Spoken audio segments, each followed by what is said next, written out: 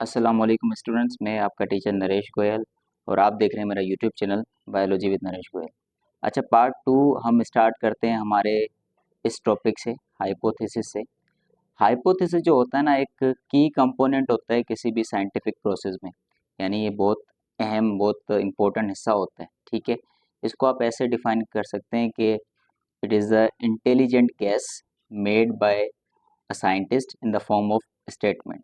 ठीक है, कि ये एक इंटेलिजेंट गैस होता है, एक तुक्का होता है जो कि कोई भी साइंटिस्ट जो है वो सोचता है स्टेटमेंट की फॉर्म में। ठीक है,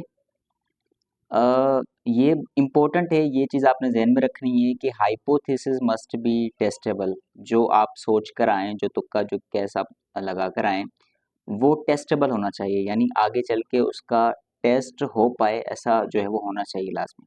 ठीक है, इसका मतलब ये हुआ कि आप you should able to test your hypothesis through experimentation. तो आप अपने हाइपोथेसिस को जो है वो टेस्ट कर सकते हैं तजुर्बात करके। ठीक है, ताकि आपको पता चल जाए। ठीक है, हाइपोथेसिस जो है वो या तो सपोर्ट करेगा, यानी जो आप सोच कर आए वैसा ही होगा, या तो वो फाल्सिफाइड यानी कि गलत साबित हो सकता है आपके तजर्बे के मुताबिक। जब आप तजर्बा करेंगे तो उससे ये चीज़ साबित हो जाएगी कि आपका जो हाइपोथेसिस था वो अब एक्चुअल में काम कर रहा है या नहीं, यानी वो चीज़ आपने सही सोची थी या नहीं सोची थी।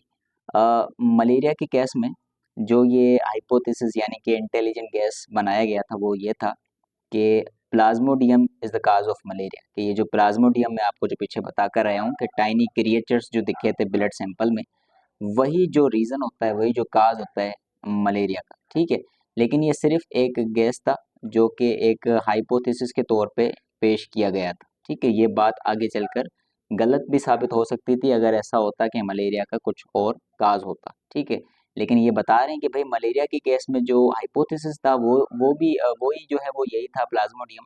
तो हो सकता है कि जब मलेरिया का वो हुआ होगा, एक्सपेरिमेंट हुआ होगा, तो उधर भी जो है हमें यही चीज़ मिली होगी, व्हिच इज़ प्लाज्मोडियम। ठीक है, अगला जो हमारे पास टॉपिक है वो है रीजनिंग।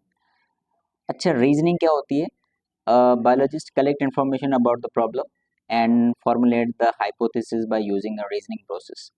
तो जब वो हमारे पास हाइपोथेसिस वगैरह से सारी की सारी इन्फॉर्मेशन को कलेक्ट कर लेते हैं साइंटिस्ट, तो वो रीजनिंग का प्रोसेस जो है वो स्टार्ट करते हैं।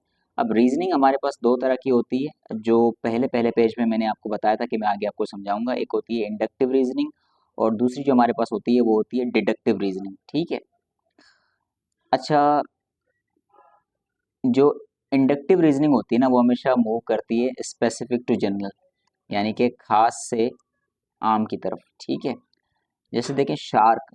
शार्क एक स्पेसिफिक फिश है from the all other fishes. ठीक है, तो यहाँ पे वो एग्जांपल दे रहा है कि भाई अगर सारी की सारी फिशेस के पास स्केल्स होंगी। स्केल्स यानी कि उसकी फिश के ऊपर, स्किन के ऊपर जो इस तरह से जो है वो बनी हुई होती हैं, उसको हम स्केल्स कहते हैं। ठीक है, मैं पूरी फिश नहीं बना रहा, उसके ऊपर जो उसकी चमड़ी होती है। ठीक है, जिसको हम पहले उसको हम साफ़ करते हैं, फिर उसको पकाते हैं, तो वो जो ऊपर वाली जो स्केल्स होती हैं उसकी बात हो रही है कि सारी की सारी फिशेस के ऊपर अगर स्केल्स जो है वो मौजूद हैं, तो इसका मतलब ये होगा कि जो शार्क है, भले ही वो स्पेसिफिक हो, लेकिन उसके अंदर भी जो है ये स्केल्स क्या होंगे, मौजूद होंगे। ठीक है, दूसरी जो रीजनिंग हमारे पास होती है वो होती है deductive reasoning. Deductive reasoning general to specific move करती है। ठीक है, अच्छा, डिडक्टिव रीजनिंग ऐसी होती है जिसमें हम कहते हैं अगर या तो। ठीक है, हम कोई बात करते हैं ना कि अगर तो ये हुआ तो ये होगा आगे चल के, इफ या देन की बात होती है। ठीक है, जैसे deductive reasoning can be tested and verified through the experiment. तो ये जो डिडक्टिव रीजनिंग आप करेंगे इसका टेस्ट भी हो सकता है, इसको वेरीफाई भी किया जा सकता है तजर्बे करने से, यानी एक्सपेरिमेंट के बाद। ठीक है, मलेरिया के केस में जो इफ या देन वाली जो रीजनिंग बनी थी वो ये बनी थी कि अगर मलेरिया काज है किसका, अगर प्लाज्मोडियम काज है मलेरिया का, तो जितने भी मलेरियल पेशेंट होंगे उन सब के ब्लड के अंदर ये प्लाज्मोडियम मौजूद होगा। ठीक है, देखें, इफ यानी अगर, देन यानी तो जब भी इस तरह की कोई रीजनिंग आ गई ना कि अगर ये होगा तो ये होगा, तो इस तरह की जो रीजनिंग होती है वो डिडक्टिव रीजनिंग होती है, जैसा कि मैंने आपको मलेरिया के केस में बताया। ठीक है, अगला जो स्टेप है हमारे पास वो है एक्सपेरिमेंट। जब प्रॉब्लम को ऑब्जर्व किया जाता है और एक हाइपोथेसिस भी जो है वो सजेस्ट की जाती है किसी भी साइंटिस्ट के थ्रू। ठीक है, कोई भी साइंटिस्ट हमें बताता है कि भाई मेरी ये हाइपोथेसिस है, तो उसके बाद जो नेक्स्ट स्टेप जो करते हैं ना साइंटिस्ट, वो असल में होता है डिज़ाइन एक एक्सपेरिमेंट। ठीक है, डिज़ाइन एन एक्सपेरिमेंट यानी एक तजुर्बा करना रीजनिंग के बेस पे, कि जो रीजनिंग आप करके आए हो उसके बेस पे आप एक एक्सपेरिमेंट करेंगे। एक्सपेरिमेंट को ऐसे डिफाइन करते हैं कि it is the practical performance of a scientist to identify the real cause of a problem. कि साइंटिस्ट की ये प्रैक्टिकल परफॉर्मेंस होती है, यानी प्रैक्टिकली साइंटिस्ट कुछ परफॉर्म करता है किसी भी प्रॉब्लम का जो मेन उसका जो रीज़न है, मेन जो उसका काज है उसको पता करने के लिए। ठीक है, और ये जो एक्सपेरिमेंट वो करता है ये इंडक्टिव और डिडक्टिव रीजनिंग के बेस पे होता है। ठीक है, एक की अजम्पशन ये भी है कि भाई एक्सपेरिमेंट जो होगा वो रिपीट हो सकता है many times by other scientist. ठीक है, मिसाल की बात है, एक साइंटिस्ट अगर कोई एक्सपेरिमेंट कर कर आया है, तो अब जो अगला दूसरा जो साइंटिस्ट है वो भी उसी चीज़ के बारे में स्टडी कर रहा है। ठीक है, अगर उस दूसरे साइंटिस्ट को ये लगता है कि नहीं पिछले साइंटिस्ट ने अपनी एक्सपेरिमेंट में कोई ना कोई गलती की है, तो मैं इसका एक्सपेरिमेंट दोबारा करना चाहता हूँ, तो वो ये भी कर सकता है। यानी एक्सपेरिमेंट रिपीट हो सकता है कई बार अलग अलग साइंटिस्ट के थ्रू। ठीक है, तो साइंटिस्ट एक्सपेरिमेंट में ना असल में दो तरह के टेस्ट करते हैं।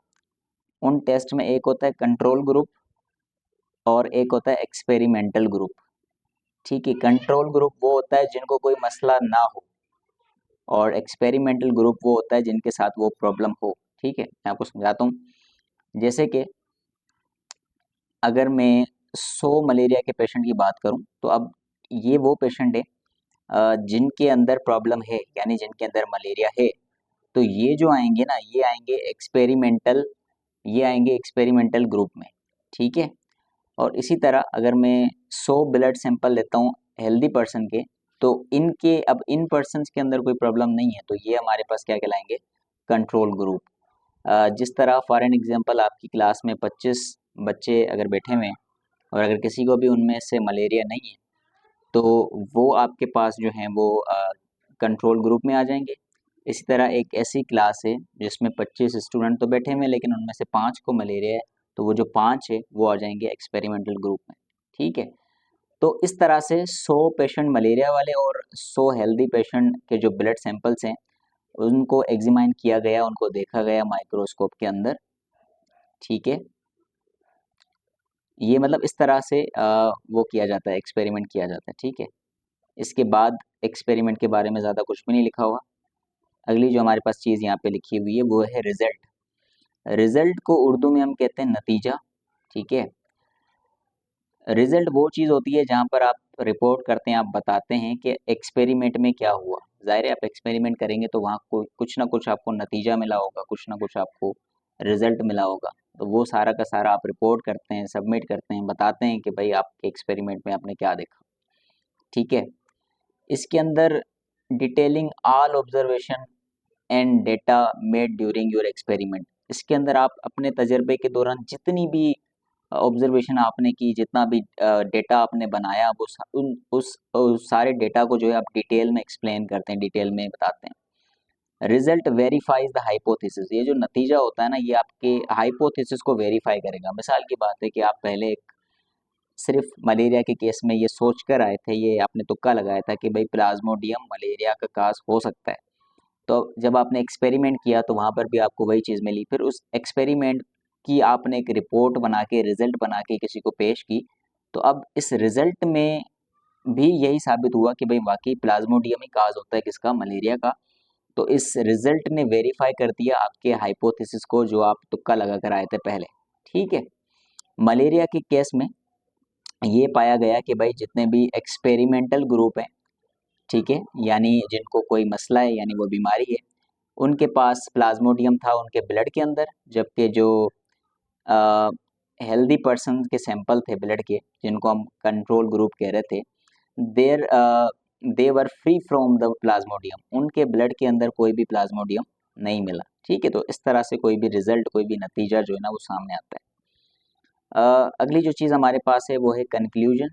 कंक्लूजन यानी फाइनल स्टेप किसी भी चीज़ का। कंक्लूजन बहुत सारी चीज़ों का होता है। आप कोई स्पीच कर रहे हैं और उस स्पीच के आखिर वाली जो दो लाइनें होती हैं जिसमें आप अपनी बात को ख़त्म करने की कोशिश करते हैं, वो कंक्लूजन कहलाती है। ठीक है, इसी तरह यहाँ पर जो कंक्लूजन होगा ये भी साइंटिफिक मेथड का क्या होगा, फाइनल स्टेप होगा। इसके बाद ये स्टेप्स ख़त्म हो जाएंगे। तो वही लिखा हुआ है कि ये फाइनल स्टेप होता है साइंटिफिक मेथड का, जिसमें हमें एक कंक्लूजन डेवलप यानी कि बनानी होती है। ठीक है, जहाँ पर सारे के सारे नतीजे, सारे के सारे एक्सपेरिमेंट जो है उनको एनालाइज किया जाता है। ठीक है, उनको एनालाइज किया जाता है and reach about the hypothesis, और उस हाइपोथेसिस के ऊपर भी देखा जाता है जो आप पहले तुक्का लगा कर आए थे। ठीक है, अगर आपकी हाइपोथेसिस यानी जो तुक्का लगा कर आए थे वो सपोर्ट करती है तो इट्स ग्रेट, ये अच्छी बात है। ठीक है, अगर ऐसा नहीं होता तो रिपीट करें अपने एक्सपेरिमेंट को, या दूसरा कोई तरीका सोचें अपने इस प्रोसीजर को इम्प्रूव करने के लिए। ठीक है, मिसाल की बात है, अगर ये जो साइंटिस्ट जिसने ये गेस मारा था कि प्लाज्मोडियम ही काज होता है मलेरिया का, वो अगर उस टाइम कुछ और हाइपोथेसिस बनाता तो ये जो है इसका रिजल्ट और इसका कंक्लूजन कुछ और निकलता, फिर ये कुछ और सोचता और अपने एक्सपेरिमेंट को रिपीट करता। ठीक है, तो मलेरिया के केस में कंक्लूजन यानी कि लास्ट बात ये बनी कि प्लाज्मोडियम ही काज होता है किसका, मलेरिया का। यानी ये जो बायोलॉजिकल प्रॉब्लम थी ना मलेरिया, इसका अब हमें क्या मिल गया, रीजन मिल गया, इसका हमें सॉल्यूशन मिल गया। ठीक है, तो पार्ट 2 यहीं तक रखते हैं। आई होप आपको ये समझ में आया होगा। अगर आपको वीडियो अच्छी लगती है तो लाइक करें, शेयर करें और इस चैनल को सब्सक्राइब करें। Thank you so much for watching. Stay connected.